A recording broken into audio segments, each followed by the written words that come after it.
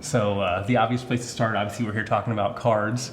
Your rookie card, 1988 Topps. You appeared on the 1988 Topps Olympic team, if you will, the Team USA card. Yeah. What are your fondest memories from that time in your life, and maybe even from the card itself when you look back at that card today? Well, it was an exciting time for me because I had a chance to make the Olympic team, which, you know, how many people get to do that? So that was awesome in itself. But to have my first card come out and see your face on a baseball card, obviously, growing up as a little kid, you dream about that. Not only making it to the big leagues, but hey, you know, I got this baseball card. So it was just awesome time. Winning an Olympic gold medal in '88, and then having your card come out, and then you get drafted by the Phillies, and you're going to start your professional career. It was pretty amazing. An exciting time. I know you said you actually have that card set in some type of framework. And you look back every so often, and, and you remember yourself as a younger man, I guess. It's in my workout room. And that's where a lot of my memorabilia is, and I see it every day, and it's 20, I think there were 21 or 22 cards that came out in the set, and I have them all in this wooden frame. They're covered, not autographed, but just all 22 players, I think it was, and I look at it all the time and remember playing those games in '88, really traveling the world. We went to Italy and Japan and South Korea where the Olympics were, and we traveled the states and played in a bunch of minor league ballparks, which I had never played in before, which was cool. So I look at those and remember the players, the Venturas, the Ben McDonalds, the Tino Martinez's, and all those guys I played with. It was just awesome. Yeah, we mentioned that right before we actually went live here, the names on that team, and we were throwing out the Abbotts, the Venturas, the McDonalds, and you shared an interesting Ventura story with us. Could you share that about the batting title there? Yeah, we're playing in the Cape League. It's a premier college summer league up in Cape Cod, and we're down to the last day, and both of us are tied for the batting title. Now, Robin was unbelievable in college. I mean, he had a long hitting streak and hit over 400 and was going to be a top 2 or 3 pick in the draft. So he hadn't signed yet, and we're battling for this batting title. So it comes down to the last day, and we're tied, and he ends up going 2 for 4 in a game he played before me. So I had to go out and get 3 knocks, and I did. And I went out and I was 3 for 4, I think I was, and I beat him like by percentage points to win the batting title. Awesome. So something I'm really proud of, because I actually have the stolen base record in the Cape, and I think I still hold that. So it was a fun time. Heck yeah, and that kind of leads us into the next question. You know, we talked about man caves, offices, things of that nature. Like we said, you said multiple records at Indiana still, minor league records, World Series, All-Star, the list goes on and on as far as your accomplishments. What does the office, the man cave, the area where you display things look like? Well, I have over 500 signed baseballs. So I have this big, huge case that one of my friends was a contractor. Well, my friend's dad was a contractor. So it holds 400 of them. So I have 400 baseballs in this big case. It's pretty awesome. I collected when I played. That's something I'm glad I did. So every time I'd go into a city, I'd get some of the popular players. And there's a thing between baseball players where they will sign for each other, no questions asked, which was cool. And then when I coached, I also got some autographs when I was coaching for a couple years in the big leagues. So I got a boatload of baseballs. And then I'm a big Laker fan. So Magic Johnson was my hero. Yeah. So I have a bunch of Laker stuff. I have a Magic Johnson framed jersey signed, and I don't know if you've seen it's art of Chamberlain, Jabbar, West, Baylor, and Magic, and it's signed. And that's my ultimate piece. I wish I could have got Kobe and Shaq on it. Obviously, Wilt passed away early, and we couldn't do that. But that's my ultimate piece. That's hanging. And I have some basketballs of the people I grew up watching: Bird, Irving, Magic, Jerry West, Bill Russell, those types of players. So I have some really good stuff. I have some football stuff. I got a Tom Brady helmet.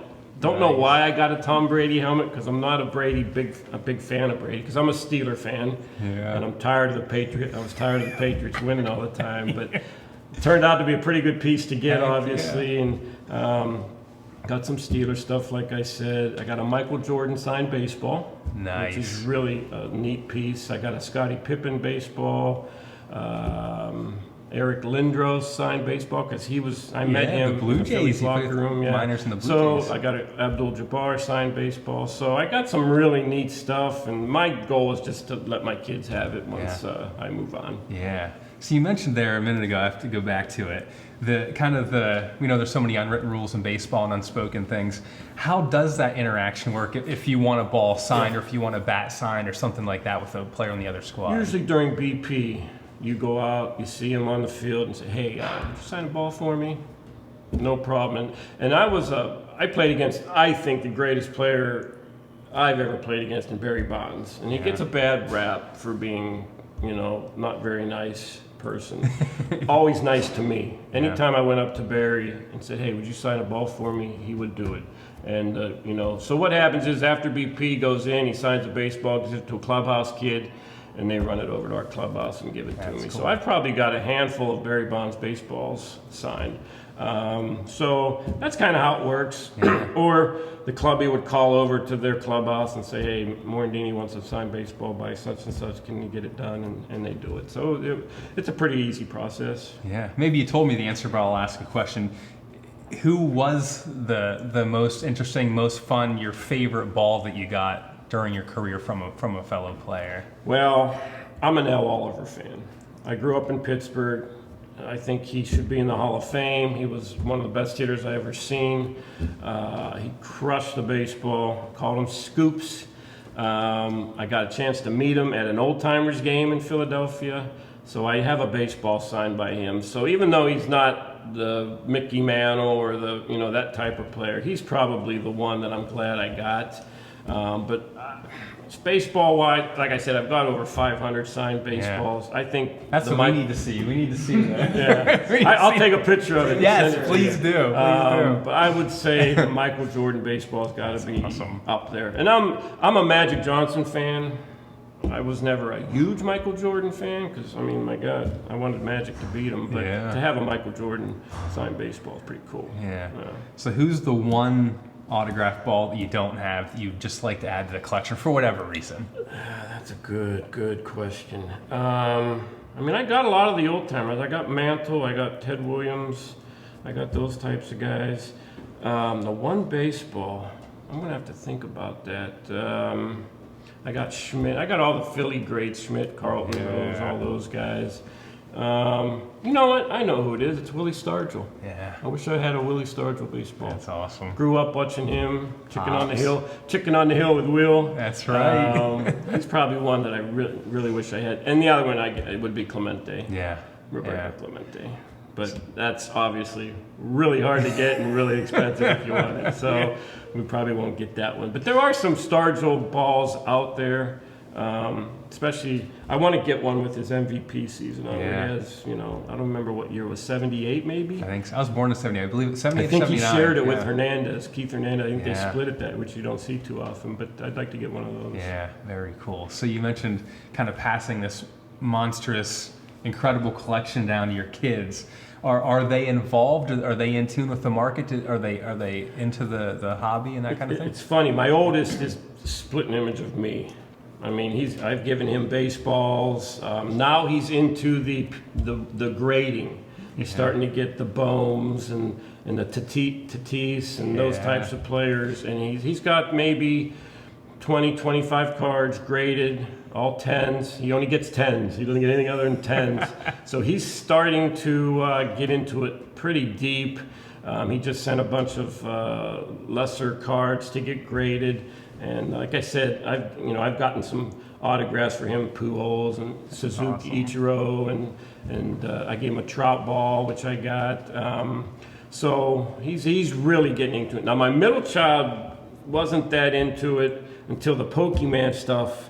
We brought the Pokemon stuff that I collected for them, I got 20 years ago, and now he's gaga over it. Yeah. And then my youngest couldn't care less. Couldn't care less. He just wants me to sell everything and he wants a share of it. So it's really three completely different angles on it. But my oldest is by far a split image of me. He's pretty deep into it. That's awesome. I have a son who's a teenager and he plays sports, but he just isn't into the hobby. So it must be nice to have a son who you can kind of share that that hobby and that passion with. And I know that when I give him this stuff, it'll be taken care of, and he's going to appreciate it. And that's really what just appreciate the stuff that I got and take care of it, and just don't throw it aside, because it's some great stuff, and you know, and it's not like I got it all free either. You know, the baseballs I did, but a lot of the basketballs and footballs and stuff like that, they're not cheap. Yeah. You know, and I've paid some pretty good dollars for them, and hopefully they appreciate that. Yeah, and you mentioned kind of as you were playing, you collected a lot, and you said you were going to the card shows and making appearances and seeing all these other great athletes such as yourself, and something clicked like, hey, I should try and maybe not take advantage of it, but start, you know, saving some of this stuff. Yeah, right? and it was cool because when I did autograph signings, I don't do a lot now, especially in Philly area, because I've done so many. I don't, you know, I'm probably out there everywhere, but I would trade my fee for signed memorabilia, which was pretty cool. But you know, I met Bobby Knight once at a signing, which was awesome because I went to Indiana, and he's a huge baseball fan, and I also got to meet him at a game. He's big friends with Tony La Russa, so the Cubs are playing the Cardinals, and I see him over standing by the bench. Went over and talked to him. Sent me a letter congratulating me because in '98 we made the playoffs with the Cubs, and he sent me a letter congratulating me on a great season. Signed it, so. That was pretty cool to meet Bobby Knight. Heck yeah, that's incredible stuff. So we talked about the memorabilia, the cards. I know you were a set guy growing up. You have a lot of sets. And like you said, we talked basketball a little bit in a previous conversation. You have the Magic Bird rookie. What does the card collection look like as far as what you have? Well, not as good as I would have hoped, because we talked about this earlier. I'm kicking myself because when I was, you know, 3rd, 4th grade, I started buying packs of cards with the bubble gum in them. A lot of times we bought them just for the bubble gum, you know. And I know I had some great cards from maybe the late 60s, but definitely all through the 70s. I had some great cards. I didn't play with them, but they were handled a lot, so I don't know what the condition of them would be today. But I'm kicking myself because I didn't hang on to them, and I know I had some great stuff. But when I started playing in the big leagues, I went for the sets. So I do have sets from 81 on, up through maybe 05, something like that. I started when I had my kids, I started collecting the top sets, but kept them in the original boxes. So they have probably, you know, 6, 7, 8 years of top sets each, which is pretty cool, unopened. But I wish I would have kept my youth cards, and I didn't. So well, that's a lesson for everybody out there. Any cards you get now, keep them. Don't play with them. I think speaking of the current market is kind of gone absolutely bananas in the last year, give or take. What are your thoughts on being a lifelong collector and seeing where things are today? It's crazy, crazy. Like we talked about, you could get a pack of cards back then for what, quarter, 50 $1 was cents? expensive. Yeah. With the gum in it, maybe a little bit more, but you know, buying a pack for $80, $100 nowadays is just crazy. But you know, with the way things are, they have so many unique cards now with the shirts, you know, the shirts, whatever, you know, and the autographs and all kind of different stuff. They're great looking cards, and it's just it's a crazy time. The card industry really went bad for a while there, and nobody even cared about cards, and all of a sudden it's really picked up. And with the grading system coming on now, and everybody wants a 10. It's just crazy stuff. Yeah. So what are you looking to do? And I know you said you collected more, you know, as when you were a player, but now that you're retired, and what is the level of involvement in the hobby, like if we're talking today? Yeah, I'm not collecting much now. Like I said, my oldest son is really starting to get into it, so I'll let him do the collecting. But what I'm really into now is, my son reached out to me a couple of months ago, and he said he was on eBay, and he said a Pokemon card went for $250,000. It was a first edition Charizard, and I'm like, holy cow! I said, I collected cards for you kids. Each of you, I got sets. I have about 12 binders full of Pokemon cards. Let's get them out and take a look. So we've done that. Got some great stuff. I'm putting them in sleeves now and top loaders and protecting them. And I'm on eBay finding out their worth and all this stuff. So we'll get them graded, and we'll see where it takes us. But I got a lot of money invested in those Pokemon cards, so that's kind of where I'm at now. More Pokemon stuff right now than the baseball stuff. But like I said, my son will keep me involved in the baseball stuff. And that has not only is it sports cards, but like you mentioned, Pokemon, gaming. There are so many card collectibles that are just it's almost to a point where at some point it has to cool a bit, but. I mean, right now there isn't that in sight. I mean, where do you see your involvement maybe in the future of the hobby? Are you going to continue to kind of, team with your sons to see what you can? I think so. I mean, I'm going to be involved in it. It's a great hobby to be involved with, no question about it. He actually just told me he bought some Stranger Things cards.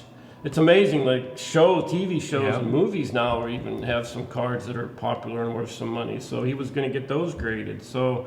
I'll stay involved, and I'm he lived through me growing up, and now I'm gonna live through him getting his stuff. But he's got some great stuff, and he looks for the deals on eBay, and every day he texts me, goes, the Tatis card, it's worth $20 more than when I bought it, and I'm like, okay.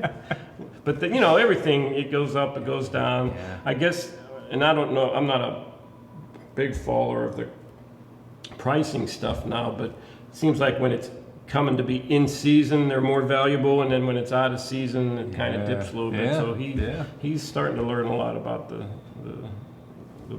pricing part of it. Well, it's interesting you mentioned Stranger Things. A lot of people, now that the market is so crazy, they're speculating on everything, and a lot of people have gone back and they'll try and find the rookie card of Luke Skywalker or Rocky Balboa or or of shows and movies, and that's become pro wrestling's another angle.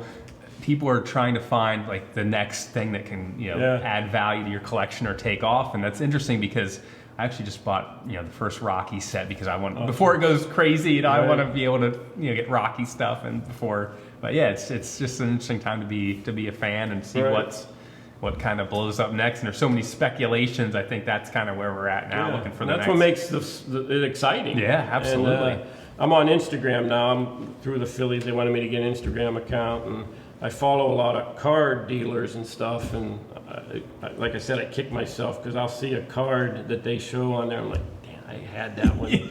I know I had that one. But there's some, there's old wrestling cards of Hulk Hogan, and it's all over the board. It's pretty awesome. So you just mentioned your involvement with the Phillies. Obviously, you're the team ambassador, which. You're as good a choice as any. Can you just walk us through what that entails as far as day-to-day or just your job responsibilities? Yeah, it's a great job. It really is. I'm thoroughly enjoy it. Now, I enjoyed coaching. I coached right before this in the big leagues and in the minors and had fun doing it. But this job's awesome. I get to go to the home games and mingle with fans and sponsors, season ticket holders, just I hang out, sign autographs, take photos, talk about the game, things like that. And then I get to go out in the community. I play in a lot of golf tournaments, charity golf tournaments, which obviously is awesome. Go to schools, hospitals, things out in the community, charity things. And just kind of the face of the organization. And I meet a lot of great people, and it's just a fun job. And most of it is happy stuff, other than sometimes when you go to the hospitals. But it's a lot of fun. They keep me busy, and I'm thoroughly enjoying it. So what's been the best day on the job? Like, what's the best golf. story? Anytime you're working and you're on a golf course, there's no better time. It's sunny, it's 80, you're having a beverage, you're hitting the ball in the woods consistently. You're missing a 2-foot putt. What's better than that? Yeah. I that's all I got. I agree. So to close the interview, I like to ask the person I'm interviewing if I could possibly have their autograph. So I did bring a 1988 Topps traded Mickey Morandini rookie. If I could have you sign it. And you have the stats on the back memorized, right? Absolutely. There's some good college stats. Those are your college stats. Heck yeah. Look at that average. Yeah, 365, 422, 370, and 407. Good back in the day. Legit almost a 400 hitter in college, period. Yeah. That's ridiculous. That is ridiculous. I was like 5'10", 150 pounds back in the day.